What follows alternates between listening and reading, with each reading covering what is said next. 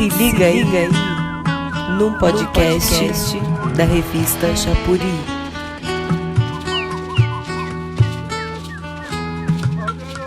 Eu sou Fernanda, jovem indígena do povo Guarani Kaiowá, no Mato Grosso do Sul. E eu sou o Gileardi, o Gi Guarani Kaiowá.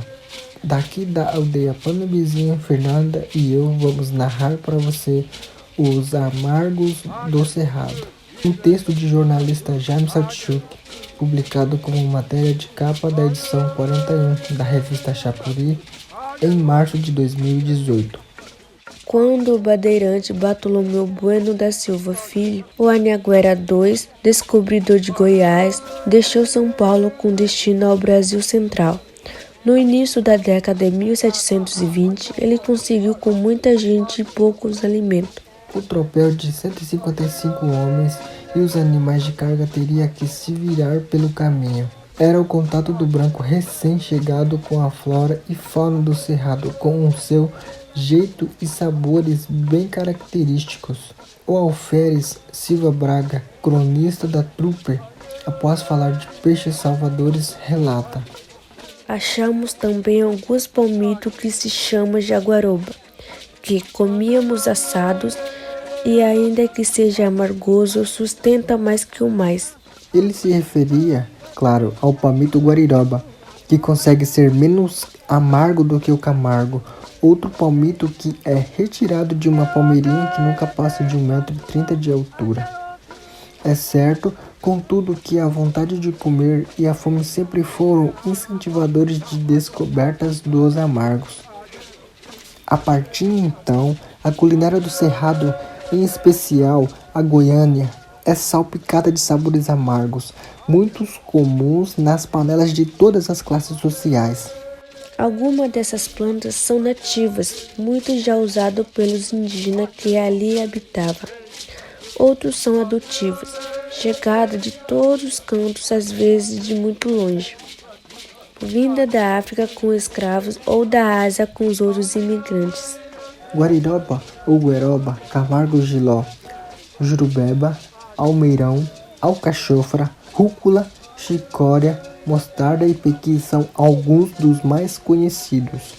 São parceiros prediletos de arroz, cozidos, galinhadas, saladas, molho, caldo e panelada em todo o tipo de fogões. No mais das vezes, porém, as misturas não ocorrem por puro gosto, mas por alguma crendice que coloca nas plantas atributos que nem sempre elas têm de verdade. A explicação mais plausível dos amargos na alimentação vem da medicina popular, e que os remédios amargos são os que curam mais rapidamente. Não importa se estão entre milhares de plantas nativas do Brasil ou se forem importadas. O boldo de Goiás, por exemplo, veio das savanas africanas do Benin e da Nigéria, embora o boldo mais comum seja aquele que nascia nos Andes chilenos. Vale lembrar, desde logo, que o amargosa é uma árvore do cerrado usada no fabrico de carro de boi e é assim chamada não por causa do gosto, mas sim pelo fato de que os paus delas, como eixo no andar, fazem aquele chiado prolongado, estridente e inacabável. Bioma. O cerrado dos primeiros tempos da ocupação colonial era o mesmo que ainda cobre grande parte do território nacional e tem enorme importância desde muitos antes de os portugueses aportarem no que veio a ser o Brasil. Em verdade, num tempo bem mais distante, esse era o bioma predominante nessa vastidão, incluindo o que é hoje na região amazônica. Mesmo assim, ainda em nossos dias é considerado um bioma de segunda classe, não só pelas pessoas comuns, mas também por setores do centro do poder, de onde vem a política públicas oficiais. Uns podem não ter usufruído de suas benesses, ou não foram informados sobre isso na escola. Os outros podem desinformações adquiridas, ou seja, o tipo de literatura em que baseiem seu estudo e planejamentos. Ao aprovar a atual Constituição Federal em 1988, por exemplo, a Assembleia Nacional Constituinte determinou a condição de Patrimônio Nacional a Floresta Amazônica, a Mata Atlântica, a Serra do Mar, ao Pantanal Mato-Grossense e a chamada Zona Costeira. Por vacilo dos parlamentares constituintes, ficaram de fora os biomas do Cerrado e da Caatinga, e assim mesmo grafados com a letra inicial maiúscula, como se faz com os demais biomas. Foi preciso uma emenda constitucional percorrer longo trajeto e muitos anos para sanar o erro. Para o serratense que herdou dos índios as manhas do manejo do cerrado, a situação neste início do século XXI é desesperadora. O agronegócio de larga escala despacha suas máquinas que vão abrindo espaços a uma agricultura extensiva, conflitante com a natureza. Usam até mesmo o arcaico corretão preso a 2 tratores para pôr abaixo que tiver no caminho. As espécies nativas são derrubadas, muitas vezes queimadas em vistas extensões de terra e desaparecem, não raro, mas plantas que sequer estavam catalogadas pela botânica. Não repetidos erros do passado em favor da ganância somada a um deliberado descaso a tecnologias menos vorazes sustentáveis. Em seu livro, O Cerrado em Disputa, com FEA/CREA, 2009, o pesquisador Carlos Eduardo Mazeto Silva afirma: os povos do Cerrado são herdeiros das antigas culturas indígenas que aprenderam a conviver com o ecossistema. Sua relação com o ambiente segue outra racionalidade que nós recusamos a valorizar. Devastação. Ao contrário, o que vemos hoje é uma ação que não respeita rios, nem veredas, matas ciliares, encosta de morros, nada. São raros os casos das áreas agricultadas em que são feitas curvas de níveis no solo para evitar assoreamento. Tudo vai abaixo. Assim, os cursos de água se enchem da terra envenenada pelos agrotóxicos e é arrastado pelas chuvas. O que sobra dos córregos e ribeirões vai servir à irrigação, com os enormes pivôs centrais vistos das estradas ou dos aviões, lá das nuvens. Na Amazônia, o Brasil faz monitoramento do desmate da floresta. O sistema não chega a paralisar o processo de derrubada, mas fornece informações úteis à fiscalização pelos instrumentos disponíveis em terra. Quanto ao cerrado, entretanto, não é feito monitoramento sistemático algum, de modo que a destruição segue livre. O Brasil dispõe de informação por meio de diversas técnicas como a aerofotometria, mas essas servem para outros usos que não a contenção do desmate desarvorado. A monocultura extensiva, principal razão da célere derrubada da vegetação nativa, desfaz também a vida dos humanos nativos, e estes são obrigados a deixar suas posses, pois poucos são os que têm escritura legalizada, e quando as têm, sofrem pressões de todo tipo. O rumo dessa gente são os centros urbanos, em condição de vida precária, enquanto muito volta à roça para trabalhos sazonais e algumas culturas, mas já na condição de boia fria. Seus filhos e netos vão buscar sobrevivência em localidades maiores, também fora de seus ambientes. Sustentabilidade. Há formas mais modernas do uso sustentável do cerrado, que não provocam destruição e produzem muita eficácia. A agricultura de maior escala pode muito bem conviver com as formas menos agressivas de atividades econômicas, em especial aquelas que valorizem a biodiversidade da própria região. Mazeto Silva afirma: no imaginário da sociedade brasileira predomina a imagem de uma vegetação rala, de árvores tortas, sem beleza, sem utilidade e sem valor intrínseco, seja social, econômico ou ecológico. O cerrado sempre foi visto como um tipo de flora que conseguia sobreviver a enormes dificuldades em relação ao solo. Daí advindo seu jeito retorcido e esparso. Entretanto, estudos científicos e experiências práticas demonstram que as condições adversas, acidez do solo, período seco do ano, fogo espontâneo realmente existem, mas há outros fatores preponderantes. A disponibilidade de água, por exemplo, se nos períodos de chuva a água não for contida para se alojar no lençol freático, não há como distribuí-la no restante do ano. O volume de água brotada de mina vai minguando e os vistosos córregos, riachos e rios esmorecem também. A própria monocultura de soja é fruto de pesquisa realizada pela Empresa Brasileira de Pesquisa Agropecuária, Embrapa, de adaptação desse grão a esse solo e clima diversos. E o sucesso dessa adequação está no resultado da balança de potação. A maior parte, porém, vendida in natura, com nenhum valor agregado. Empresas que dominam o mercado da semente no mundo se apropriam desse conhecimento e vêm safra após safra, introduzindo mudanças genéticas para controlar o fornecimento das matrizes aos agricultores. Trata-se de um conhecimento que o Brasil tem de sobra, mas paga pelo seu uso. Flora e fauna. A riqueza da beleza não está por detrás dos paus retorcidos, campos limpos, campos sujos, campos rupestres e matas. Pouca gente tem a dimensão exata. O viajante belga Auguste de Saint-Hilaire, que passou vários anos no Brasil, percorreu o Cerrado por longo tempo. A partir de 1919, ele escreveu que o Cerrado é um jardim permanentemente florido. Sua observação é pura, verdadeira e repetida, séculos a fio, décadas após décadas, ano após ano, enquanto existir alguma nesga de cerrado para admirarmos. Caliandra, canela de ema, quaresminha, pau santo, sempre viva. Orquídea e todas os amargos, cada uma ao seu tempo com suas flores encantadoras.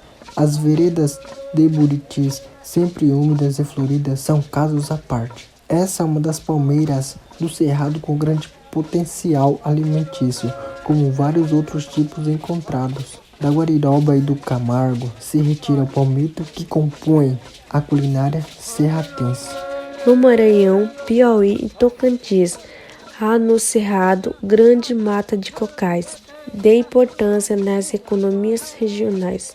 Outras plantas frutíferas como mangaba, bacupari, bacuri, jatobá, guariroba, pequi, mamacadela, araticum, caju, cagaita, graviola e tantas outras têm forte importância como alimentos, fonte de renda e até medicamento. São cerca de 100 plantas de uso medicinais, outros centros usados no artesanato e pelo menos 220 que servem à produção de mel de abelha, sem falar na feitura de conservas doces e salgados, geleias, tortas de vários tipos de farinhas. Por falar nisso, aos viajantes do século XIX devemos a classificação da grande parte da espécie nativa da flora correntense até hoje conhecidas. Essa classificação significa que a planta passa a ter um nome científico e passa a ter reconhecimento internacional. Em qualquer lugar do globo, pesquisadores sabem que aquela planta existe em um tal lugar. Normalmente, as plantas ganham também nomes populares que podem variar de região para região. O capim Paipalanthus, por exemplo, brota em talos que formam um leque na ponta superior do tronco. Este tem, em média, metros de altura.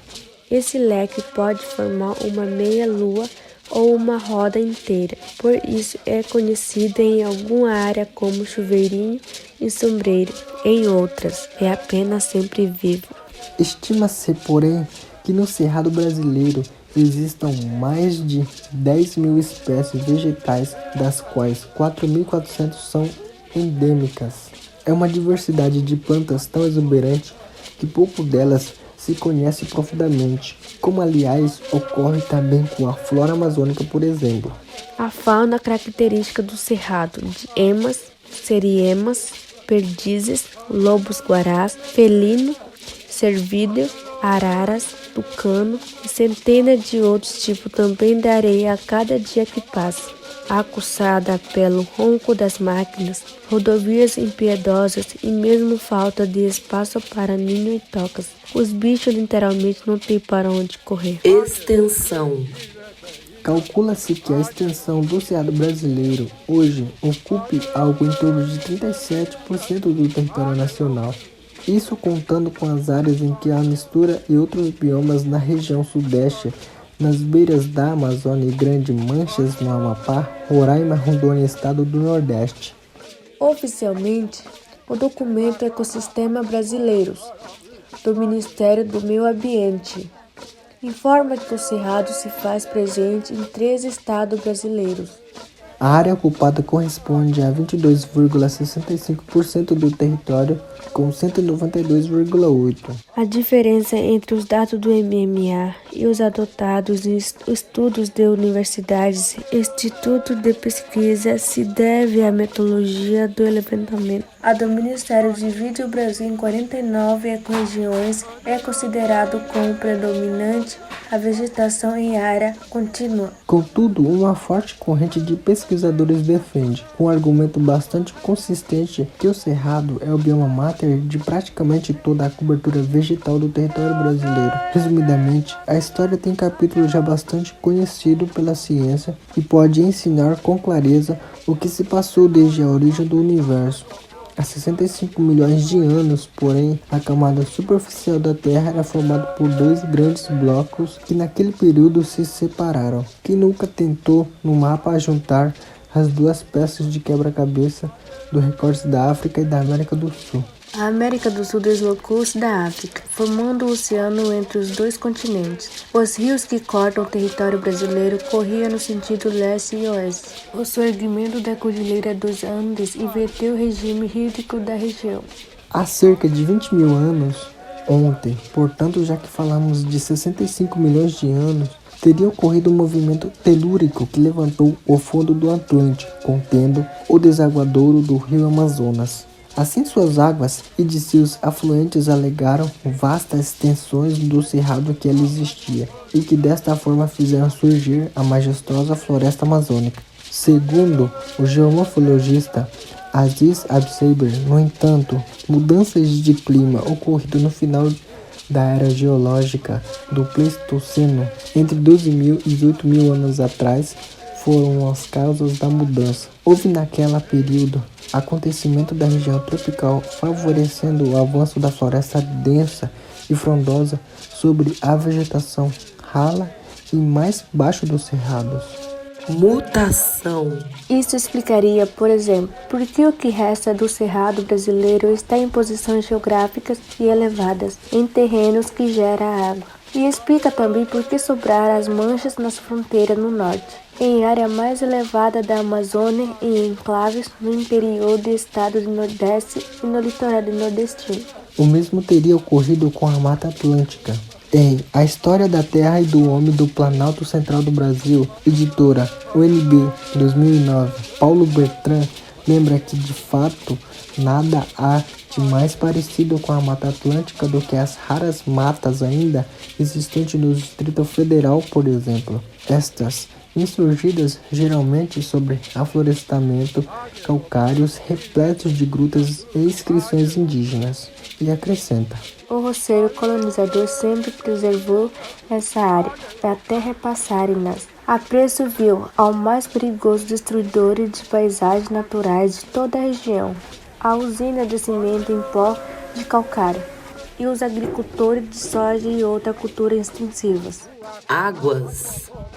Pelo menos 3 das principais bacias fluviais brasileiras nascem em áreas do Cerrado do Planalto Central. São as do São Francisco, do Araguaia, Tocantins, do Paranaíba, Paraná, Prata e mais de algum afluente direto do Amazonas. Em caso mais localizado, como é o rio Jequitinhonha, no norte de Minas Gerais. A geologia faz com que a chapada de altitude na região central do país funcione, com ataques de armazena a água para abastecer córregos, rios e próprio lençol freático o ano inteiro. Entretanto, como já vimos, a retirada da vegetação nativa e o uso exagerado da irrigação faz essa água sumir. Na região da Serra Geral de Goiás, na fronteira desse estado com a Bahia, uma enorme extensão de uns 200 quilômetros de chapada foi tomada desde o início dos anos de 1990 pela agricultura extensiva, principalmente de soja. Os córregos que ali nascem correm para o São Francisco, pegando carona em outros rios. Por relatos de moradores e de autoridades federais baseadas em municípios da região, como a Santa Maria da Vitória, Bahia, às margens do rio corrente, o estrago é sensível a olho nu. De 2000 a 2009, há registro de pelo menos 14 ribeirões da encosta da serra que secaram completamente. O mesmo ocorre em outros estados, em especial Mato Grosso, Tocantins, Maranhão, Piauí, Minas Gerais e Goiás. Neles, a todo instante, se tem notícia de córregos que secaram de todos durante o ano inteiro ou reduziram sua atividade ao mês chuvoso do ano. Em Goiás, com frequência tem ocorrido conflito entre os próprios grandes fazendeiros usuários de irrigação por pivos centrais. O proprietário que está rio acima muitas vezes retira toda a água do córrego e assim seca para os vizinhos rio abaixo. Alguns casos vão parar na justiça, outros ainda hoje são resolvidos na bala. Em Cristalina, Goiás, um fazendeiro aproveitava uma bonita queda da água como atração turística, com a clientela permanente em área que acampamento que criou. Súbito, porém, a cachoeira secou por causa da irrigação rio acima. O caso foi parar na justiça, onde rola há anos. Os grandes, bem ou mal, acabam se resolvendo, mas os pequenos agricultores padecem mais por falta de acesso aos meios possíveis. A exclusão legal da maioria brasileira também aí se manifesta. No leste do Maranhão, indústria de carvão e de papel e celulose plantaram entre 2008 e 2010 perto de 200 mil hectares de eucalipto. As populações que não perderam as suas terras, onde a coleta de frutas nativas e a atividade de subsistências tiveram que sair de perto porque os rios são usados na irrigação. Neste caso, o Ministério Público Estadual entrou com processo judicial. Uso medicinal. Em toda a comunidade tradicional há uma ou mais pessoas que se ocupam da produção e manipulação de ramas, sementes e raízes de uso medicinal, muitas delas amargas. Raizeiras e raizeiros, como são chamados, atendem suas clientelas em suas próprias casas, na zona rural ou nas áreas urbanas, indicando a planta apropriada a cada mal que se apresente. De modo artesanal, muitos deles produzem pomadas, xaropes, tinturas e soluções líquidas. Em cidades de maior porte, ainda que pequenas, montam sua banquinha em mercados, feira livre e mesmo nas ruas, competindo com a farmácia modernas, com sua embalagem sofisticada e bulas ilegíveis. Boa parte deles não se distancia da profissional que tenho, como pequeno produtor rural, pescador, seja lá o que for. Mas se dedica com apego e a lida com as plantas. No mais das vezes ampliado o reconhecimento adquirido na família ou na comunidade ou que traz consigo. No entanto, as atividades que envolvam plantas são hoje amparadas legalmente no Brasil. A Lei 13.123, de maio de 2015, criou o Marco Legal sobre a Biodiversidade Brasileira, que estabelece normas de acesso ao patrimônio genético, de proteção do conhecimento tradicional associado e de repartição de benefício para a conservação e uso sustentável da biodiversidade. Entre novembro de 2014 e junho de 2021, Jaime foi o editor da revista Chapuri Socioambiental, criada por ele e por Zezé Wais. O seu texto primoroso, registrado em vários artigos, também foi lido e admirado em belas matérias de capa. Nesse 14 de julho de 2021, Jaime Saltchuk partiu para o mundo dos encantados. Em sua memória, com a anuência da família, nós publicaremos os escritos de Jaime na Chapuri em forma de podcast. Os Amargos do Cerrado resulta do esforço coletivo de Jim Guarani Kaiowá, narração e edição de som, Fernanda Guarani Kaiowá, na narração, Zezé Wais, roteiro, e eu, Ana Paula Sabino, narração e coordenação de projeto. E o Canto Kaiowá foi cedido pelo Jim, o qual agradecemos muito. E a produção da capa por conta do nosso companheiro Duda Meirelles. Visite nossa loja solidária, lojaschapuri.info. Colabore com o nosso trabalho fazendo uma doação para o Pix, contato@chapuri.info. Até o próximo. Você acabou de ouvir um podcast da revista Chapuri.